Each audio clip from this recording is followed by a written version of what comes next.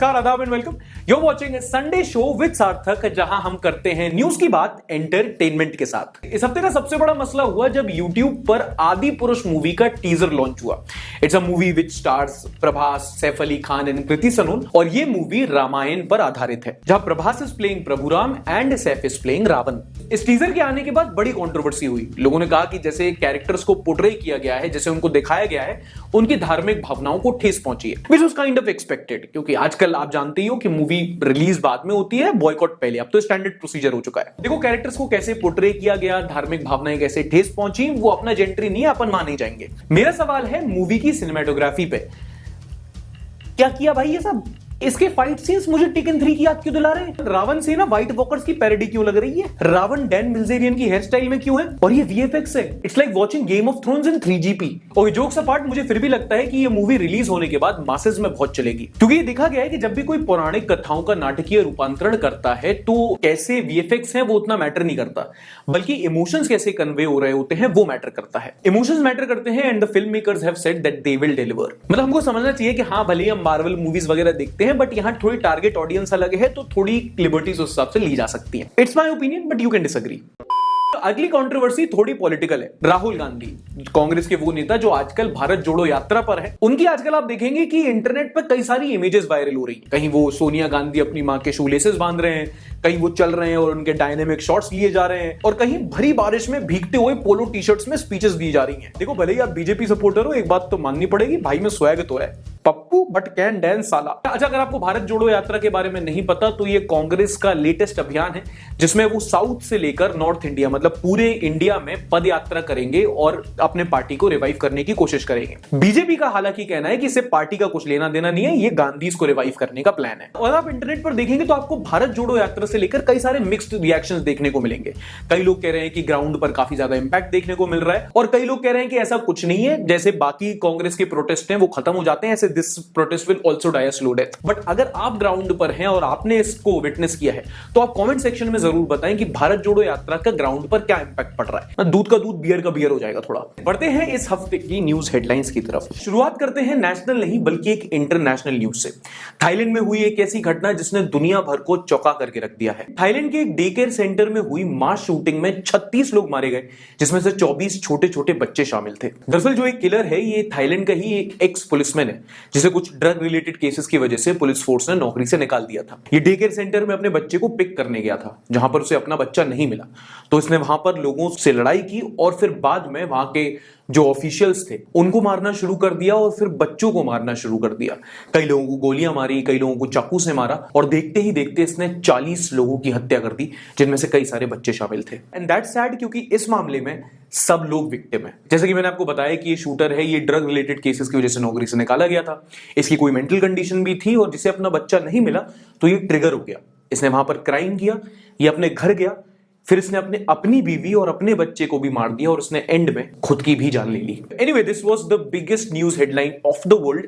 अब आते हैं हमारे अपने देश की खबरों के ऊपर। साउथ की पार्टी है TRS, यानी कि तेलंगाना राष्ट्र समिति, और उन्होंने हाल ही में अपने योगी जी की फ्रेंड रिक्वेस्ट आने के बाद अपना यूजर नेम चेंज कर लिया है। Now they will be called BRS, यानी कि Bharat Rashtra Samiti, and this is a move where the party wants to go on a national stage. इस पार्टी को हेड करते हैं KCR, यानी कि के चंद्रशेखर राव। नाम याद कर लो, बहुत वर्चस्व है इनका, रामाधी टाइप। तेलंगाना और आंध्र में बहुत वरिष्ठ नेता है, और अब इनका नेशनल खेलने का फुल प्रोग्राम है। अगली वाली खबर पॉलिटिक्स के प्रेमियों के लिए है। इस हफ्ते खबर उड़ी कि ऑल्ट न्यूज के फाउंडर मोहम्मद जुबैर और प्रतीक सिन्हा को नोबेल पीस प्राइज के लिए नॉमिनेट किया जा सकता है, जिसके बाद भाई ट्विटर पे भूकंप आ गया। अच्छा, आपको जुबैर तो याद ही है ना? इतनी जल्दी कैसे भूल सकते हो? 2 हफ्ते पहले की तो न्यूज में आया था। बेसिकली जो नुपुर शर्मा वाला वीडियो था ना, वो जुबैर के हैंडल से ही ट्वीट हुआ था। उसके बाद जुबैर को एक ट्वीट को लेकर ही अरेस्ट कर लिया गया था, और फिर कोर्ट ने इनको बेल दे दी थी। ये सारांश है। अब जब नोबेल के साथ में नाम आ गया तो भाई कंट्रोवर्सी तो होनी थी कि भाई एक पॉइंट पे जिसको बेल नहीं मिल रही थी, अब उसको नोबेल मिल रहा है। मीडिया वाले तो शुरू होने ही वाले थे बॉयकॉट नोबेल, फिर उन्होंने किसी ने बताया कि सर सबको नहीं मिलता, पीस प्राइज है। तो उन्होंने कहा कि अच्छा, पीस के लिए भी कोई प्राइज होता है, हम जबरदस्ती दंगे फैला रहे हैं। अच्छा, अगर आप एक स्मार्टफोन, लैपटॉप, कैमरा, टैबलेट इनमें से कुछ भी यूज करते हैं तो अगली खबर सीधी आपसे वास्ता रखती है, और वो ये कि यूरोपियन यूनियन की पार्लियामेंट ने एक लॉ पास किया है और कहा है कि अब से सारे gadgets including laptops, camera, smartphones will have a standard C port charger. मतलब कोई गोल पिन वाला चार्जर नहीं, कोई लाइटनिंग फास्ट केबल नहीं, ये कोई क्या ये दो दांत वाला वेम्पायर का चेला, कुछ नहीं। All smartphones and gadgets will have a standard C port charger. One device one charger. बोलो थैंक यू मोदी जी। हाँ तो क्या हुआ, हर चीज पे बोल रहे हैं, इस पे तो बोल ही सकते हैं। दरअसल हर इलेक्ट्रॉनिक गैजेट की एक मेव चार्जर की डिबेट काफी समय से चली आ रही थी, और अब इलेक्ट्रॉनिक वेस्ट को कम करने और कस्टमर्स की सहूलियत के लिए डिसीजन लिया गया है। और अगर आपको लगता है कि यह फैसला बिल्कुल सही है तो बहुत बढ़िया बेटा, शाबाश, एक लाइक जरूर करना। सोचो इस टाइम पे एप्पल वालों को कितना दुख हो रहा होगा। एक ही तो तरीका था उन लोग के पास दूसरों को गरीबी का एहसास दिलाने का। आपके पास आईफोन का चार्जर है? आईफोन का चार्जर है आपके पास? आईफोन का चार्जर, आईफोन का चार्जर। अरे सीधा बोलो ना कि आईफोन है कि नहीं, तू गरीब है या अमीर? मैं गरीब हूँ, मेरे मम्मी पापा मुझे गरीब जन्म दिए। अच्छा, इस हफ्ते ना नवरात्रे खत्म हुए, और इसी दौरान एक और घटना जो बहुत ज्यादा रिपोर्ट हुई, जिसको गरबा जिहाद का नाम दिया गया, वो थी गरबा इवेंट्स में मुस्लिम युवकों के पकड़े जाने और उन्हें पीटे जाने की खबरें। ये मुस्लिम युवा आखिर गरबा पंडालों में जाना क्यों चाहते हैं? यहाँ पर गरबा पंडाल में लव जिहाद की साजिश का भांडाफोड़ हुआ है। अच्छा, बिफोर एनीथिंग, अगर अभी भी आप इनको न्यूज चैनल मान रहे हो तो गलती आपकी है, फिर उसमें कुछ नहीं किया जा सकता। और दूसरा ये कि आजकल टीवी चैनल्स द्वारा एक ऐसा माहौल बनाने की कोशिश की जा रही है कि ये हिंदू त्योहार है, ये मुस्लिम त्योहार है, ये सिख त्योहार है, ये जैन त्योहार है। मतलब एक फंडामेंटल तौर पर हम लोगों को बांटने की कोशिश की जा रही है। और आप कोई भी न्यूज चैनल उठा के देख लो, दिस इज द डिस्कोर्स। और खासकर इन सारे केसेस में मिसोजिनी भी इन्वॉल्व है, and I will tell you how. क्योंकि लड़कियां छेड़ी जा रही हैं ऐसा क्लेम करके खुद ही लड़कियों के सिक्योरिटी गार्ड बन गए। पूरे गरबा पंडाल में जब गरबा करेगी तो वो बुलाएंगे नहीं, हम नजर रखेंगे। अगर आप समझ नहीं रहे कि क्यों प्रॉब्लम है, मैं आपको सजेस्ट करूंगा आप ये वाला एपिसोड जाके जरूर देखें। और इसी बीच एक और घटना की वीडियो जो बहुत वायरल हुई वो थी गुजरात से, जहां पर एक गरबा इवेंट में एलिजिडली स्टोन पेल्टिंग के बाद पुलिस कुछ युवकों को पोल से बांधकर डंडे से मार रही है। And now let me be very clear कि अगर यहां स्टोन पेल्टिंग हुई है तो इनको जाने मत दो, इनकी पूरी तरीके से खातिरदारी होनी चाहिए, लेकिन उसका एक ड्यू प्रोसेस होता है। कहीं आपका रिपोर्ट होगा, उसके बाद एफआईआर होगी, उसके बाद कार्रवाई होगी, और फिर पुलिस का डंडा रोड क्रॉस करने के लिए तो होता नहीं, उसका कोई काम होता है। लेकिन ये जो ऑन द स्पॉट जस्टिस का जो ये ट्रेंड बन चुका है ना, जिसको अभी पब्लिक चेयर लीडिंग के बीच में होती है, ये लॉ एंड ऑर्डर का भद्दा मजाक है। टीवी चैनल्स द्वारा जिस तालिबान को गाली देकर हर रात आपके मुद्दे दबा दिए जाते हैं, आपको ये पता होना चाहिए कि ये इसी तालिबान की विरासत है। उसी के लिए आपको एक किताब रिकमेंड करूंगा, खालिद हुसैनी की A Thousand Splendid Suns। आपको पता होगा कि इस बार से पहले एक बार और था जब अफगानिस्तान में तालिबान आई थी, और तालिबान में जब उन्होंने शरिया लॉ वो इंप्लीमेंट करते हैं तो वो स्टेडियम से स्पोर्ट्स छीन लेते हैं और फिर वहां पर स्टेडियम को इस्तेमाल करते हैं लोगों की पब्लिक फ्लॉगिंग करने के लिए, उनको पनिश करने के लिए शरिया लॉ के अकॉर्डिंग। तो अगर आपको फिर भी लगता है कि ये सही है तो आप मुझे बताओ कि इसमें और इसमें क्या अंतर है। अच्छा, अगर आपके पास जॉब नहीं है या अगर आप जॉब की तलाश में हैं तो अगली न्यूज आपके लिए है। फाइनेंशियल एक्सप्रेस में एक सर्वे छपा है जिसमें दुनिया भर की 1000 से ज्यादा कंपनीज के सीईओज यानी कि चीफ एग्जीक्यूटिव ऑफिसर्स का इंटरव्यू लिया गया और जॉब्स के बारे में उनकी राय पूछी गई। और इसमें पाया गया कि 1300 से ज्यादा कंपनीज के लगभग आधे सीईओज जॉब कट करने का प्लान कर रहे हैं, यानी कि अपनी कंपनी की मैन पावर को कम करने की सोच रहे हैं। और इनमें से 36% अपनी हायरिंग प्रोसेस को रोक चुके हैं, माने कि और लोगों को वो काम पे नहीं ले रहे हैं। और ज्यादातर सीईओज रिसेशन के डर को इसका कारण बता रहे हैं। अब इसका मतलब ये है कि मार्केट में आने वाले टाइम में जॉब्स की किल्लत हो सकती है। Now I know this is just a survey, not a report, बस ये ओपिनियंस है, बट इससे आपको जो रिक्रूटर्स हैं उनका माइंडसेट पता लग जाता है, मतलब मार्केट में हवा क्या चल रही है ये आप पता लगा सकते हो। लेकिन इस रिसेशन के माहौल में भी आपकी जॉब लग सकती है अगर आप अपने आप को अपस्किल करो। और अपने आप को अपस्किल करने का सबसे बेटर तरीका है कि आप जाके 1-2 घंटे जॉब के बाद कुछ नया सीखो, वही होता है अपस्किल करने का तरीका। तुमको लगा मैं स्पॉन्सर इंसर्ट करूंगा ना कोई? झूठ नहीं बोलना, लगा ना? I had you there. Delhi Vishwavidyalaya यानी कि दिल्ली यूनिवर्सिटी को लेकर एक खबर है। दिल्ली यूनिवर्सिटी ने हाल ही में क्लैरिफाई करके बताया है कि एडमिशन के वक्त आप YouTube व्लॉग्स, Instagram रील्स, ऐसी जगह के अचीवमेंट आप ECA यानी कि एक्स्ट्रा करिकुलर एक्टिविटीज में नहीं गिना सकते। यूनिवर्सिटी ने अपने इंफॉर्मेशन ब्रोशर में कहा है कि बच्चे YouTube videos, Facebook reels, vlogs and other content on non peer reviewed streaming sites will not be considered for admission under ECA। अच्छा, बाकी सब साइड में जिसने अप्लाई किया था, मुझे एक बात बताओ, तुम्हें सही में लग रहा था कि इंस्टाग्राम पर ये करने से तुम्हें दिल्ली यूनिवर्सिटी में एडमिशन मिल जाएगा? मतलब फूड व्लॉगिंग के नाम पर तुम मैगी में गुटखा भर रहे हो, कंटेंट के नाम पे लिप सिंकिंग कर रखी है, और व्लॉगिंग के नाम पे पूरे परिवार की प्राइवेसी छीन ली तुमने, और इतने पापों के बाद तुम्हें लग रहा है तुम्हें दिल्ली यूनिवर्सिटी में एडमिशन मिलना चाहिए। पत्थर कहां है? आई शुड बी सिलेक्टेड, ये रहे मेरे साइंस ओलंपियाड के सर्टिफिकेट्स, और मैंने 50 कंट्रीज में 500 डिबेटिंग कॉम्पिटिशन जीते। I have many extra curricular activities. हाँ, तो मेरी भी बहुत एक्टिविटी है मेरे यूट्यूब पर।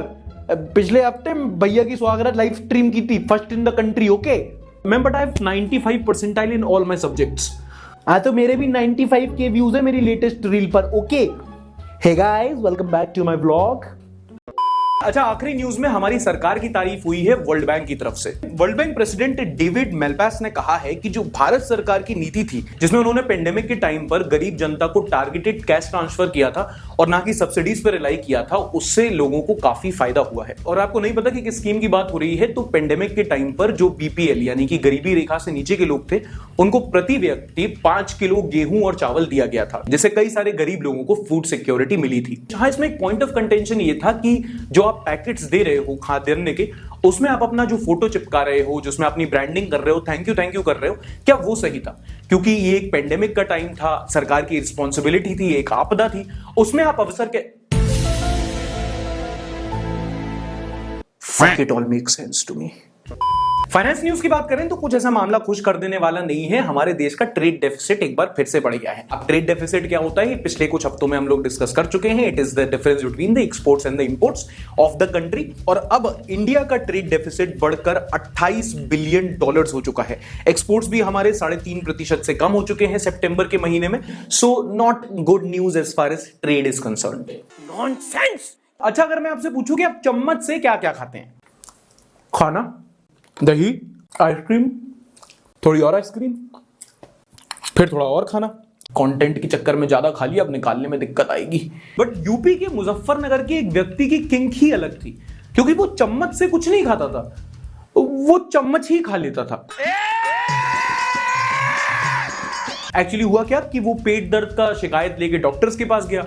डॉक्टर ने कहा ठीक है, फिर एक्सरे हुआ, और एक्सरे हुआ तो उसमें कुछ मेटेलिक सा सब्सटेंस दिखा डॉक्टर्स को। फिर उसका जब ऑपरेशन हुआ तो उसके पेट से 62 यानी कि 62 चम्मचों के शव निकले, जिन्हें ये तोड़ तोड़ कर खा जाता था। देखो, इस पर कुछ नहीं बोलूंगा, बट एक सवाल ये कि पूछ ही लेता हूं, चम्मच कौन खाता है यार? इस भाई की तस्वीर गौर से देखो, ये है हाँ हमारे ब्राउन बप्पी लहरी। इनको हाल ही में फिरोजाबाद पुलिस की एक्टिंग करते हुए पकड़ा। ये भाई साहब दरअसल पुलिस की यूनिफॉर्म पहनकर ट्रैफिक लाइट्स पर लोगों से वसूली करा करते थे, और इनकी पर्सनैलिटी देखकर लोगों को शक हो गया कि भाई ये पुलिस में नहीं हो सकता, और बाद में पकड़े गए। क्या नाम है तुम्हारा? मुकेश यादव। कहाँ के रहने वाले हो तुम?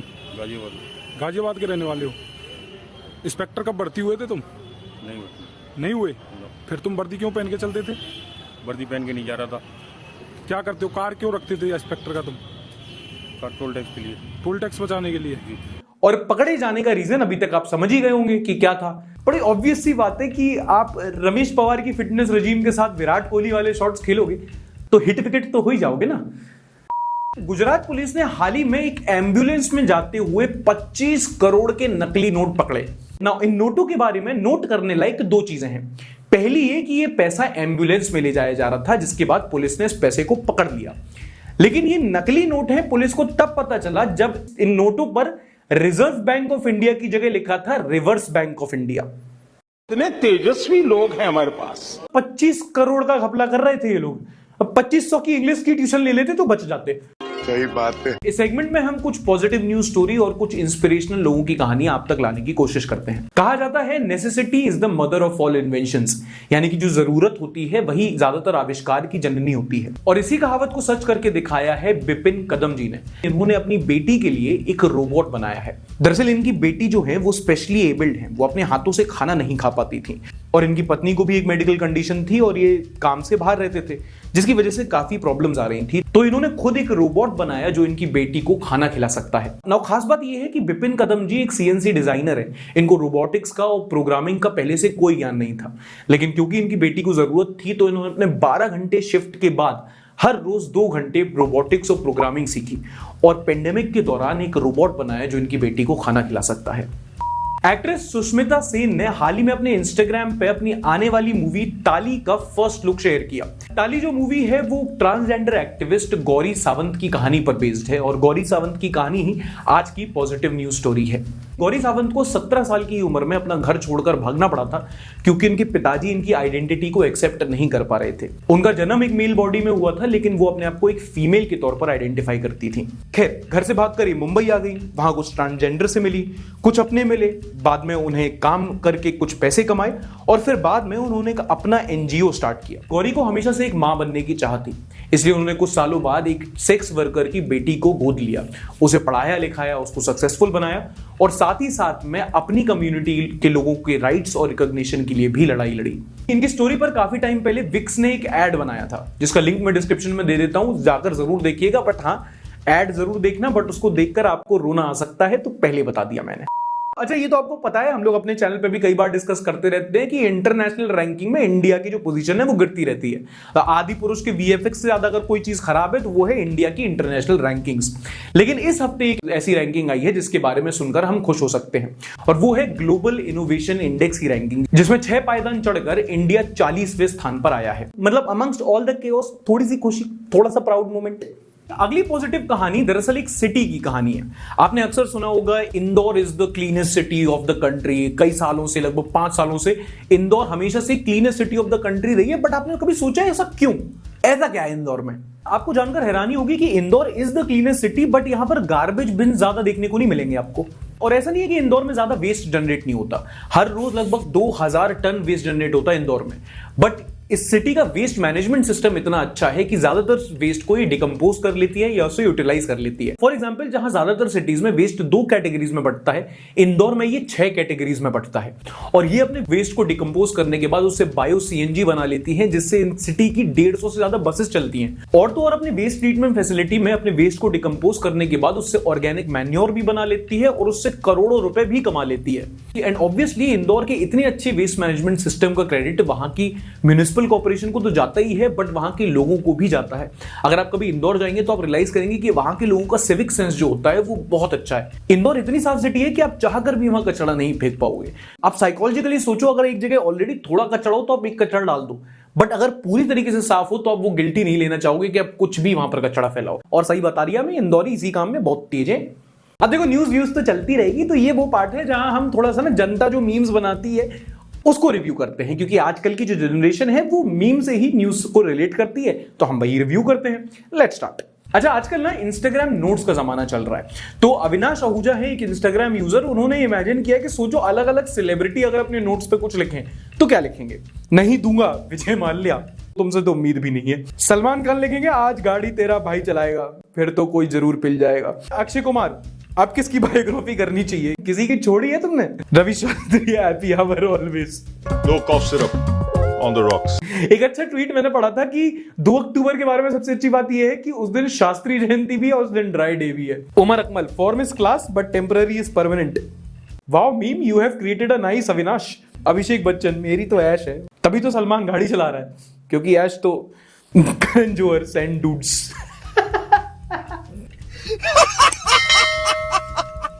योगी आदित्यनाथ, आज से इंस्टाग्राम का नाम इंस्टाधाम। अविनाश भाई क्या करने का। विजय ने ट्वीट किया है, रावण में लाख बुराइयां थी लेकिन कभी ऐसी छपरी हेयर स्टाइल नहीं रखा। ये आदि पुरुष के ट्रेलर में क्या किया? कौन कह रहा है कि उस टाइम पे ऐसे हेयर ड्रेसर हुआ करते थे? मतलब रावण भी देख के कह रहा हूं कि देखो भाई, पॉइंट पे हर साल जला लो मुझे, बट ये नाइंसाफी मत करो। साक्षी ने ट्वीट किया है, लड़का कुत्ता हो चलेगा लेकिन मम्मास बॉय ना हो। काहे? क्यों ना हो? आजकल मुझे ये समझ में नहीं आता क्या बना दिया कि अरे वो तो मम्मास बॉय है, वो तो मम्मी की बहुत सुनता है। हाँ भाई सुनता है, उसमें क्या दिक्कत है? तो पिताजी बेल्ट लेके खड़े होते हैं ना, वही औरत बचाती है। पापा की परी को मम्मास बॉय नहीं चाहिए। वाह, it's royal prince, your highness. मैं तो संडे शो ऐसे इंतजार करता हूं जैसे बचपन में कार्टून नेटवर्क पर बेन 10। बेन 10 जिसने देखा है ना, उसकी जिंदगी बड़ी सफल थी। किसी को बेन 10 की एलियंस याद है? 4 आर्म्स, ग्रे मैटर, और वो अरे यार वो जो लुढ़कता था, कैनन बॉल। कुछ एलियंस के नाम आपको याद है? आप कमेंट करके बताओ। Rajan is watching from the city with theka on every mood. ये कौन सी सिटी है बे? ये आपकी सिटी की स्पेशलिटी है? तो फिर डायरेक्शंस वगैरह आप लोग कैसे पूछते हैं? हाँ मम्मा किया आ गए, हाँ, सामने वाले मोड़ पे वो ठेका दिखाई दिया, हाँ वो प्राइवेट है, अगले मोड़ पे सरकारी है, वहां से दाएं लियो, हाँ पीला घर दिख रिया, आवे यारी, हाँ वो संतोष का है, वो अपनी बीवी से कुट रिया होगा। आगे जाओ, एक और गली छोड़ के एक बाई दिखी होगी, कच्ची बेच रही है, हाँ एक पलटन हमारी भी ले लो, हाँ वहां से ऐसे दाएं मोड़ो, चलते आओ, हाँ गली नंबर 8 PM से आगे जाके मकान नंबर 100 पाइपर, हाँ आ जाओ। Bindash Ali is watching from the city which has the most masjid/mosque in the world. Let me have a look. The city with the most mosques in the world is the mosque city of Bagirhat, which is also a UNESCO World Heritage Site and it is in Bangladesh. और इसलिए क्योंकि इस शहर में 360 मस्जिदें हैं, मतलब बाकी कुछ है भी 360, which is a good number. अच्छा बिंदास भाई, आप बांग्लादेश से हैं और आपके कंट्री के बारे में एक बात बताना चाहूंगा and I think I speak for everyone is कि आपकी कंट्री को हम ज्यादातर क्रिकेट से जानते हैं। कभी बांग्लादेश मेरा जाना नहीं हुआ, ऑल्दो ढाका कभी घूमने का मौका मिलेगा तो ठीक। आपके देश के कुछ बहुत लेजेंडरी क्रिकेट प्लेयर्स मिले हैं, Shakib Al Hasan and Mushfiqur Rahman and my favorite is Tamim Iqbal. Mohammad Shahid Deshnur is watching from the city in Karnataka which is known for 3 things: climate, biryani and kunda. तो ये सिटी है बेलगाम जो है कर्नाटका में, जहां का क्लाइमेट अच्छा रहता है, बिरयानी अच्छी होती है और कुंडा नाम की एक मिठाई है जो इनकी सिटी की बड़ी फेमस है। अच्छा शाहिद भाई, हम लोग उत्तर प्रदेश वाले बेल्ट से आते हैं और कुंडा हम लोग के यहाँ एक सिटी है जो राजा भैया के नाम से फेमस है, आप कभी गूगल करके देखिएगा। Sanket Palshikar is watching from the windiest city in the world. Take a look at my T shirt, so obviously it's in New Zealand and the windiest city in the world is Wellington, क्योंकि वहां बहुत ज्यादा जो Wellington का geographical location है उसके चलते वहां इतनी हवा चलती है, इतनी तेज हवा चलती है कि it's not the windiest city in the world. और उसके चलते जो विंड एनर्जी होती है उससे काफी ज्यादा आपकी इलेक्ट्रिसिटी भी बनती है। यहां पर on an average 16 miles per hour से विंड चलती है, 16 माइल्स पर आवर। ये तो हर्षल पटेल की बॉलिंग से भी तेज है यार। इसी की तरह अगर आप भी शो में फीचर होना चाहते हैं तो बस इतना करना है कि शो देखते हुए अपनी एक सेल्फी लेनी है और उसे सोशल मीडिया पर अपलोड करना है विद #Sunday सार्थक। और अगर आप कोई एक रेडिट यूजर हो और आपको हफ्ते में कोई मीम वगैरह पसंद आए तो इस वाले सब रेडिट पर उसको शेयर कर देना। ये था आज का एपिसोड। अगर पसंद आया हो तो प्लीज लाइक कीजिएगा, नहीं पसंद आया तो डिसलाइक भी कर सकते हैं। चैनल मेंबर बनने का लिंक डिस्क्रिप्शन में दे रखा है मैंने। मिलेंगे अगले हफ्ते, तब तक के लिए ख्याल रखना। टाटा बाय बाय, शब्बा खैर। Like, subscribe and share.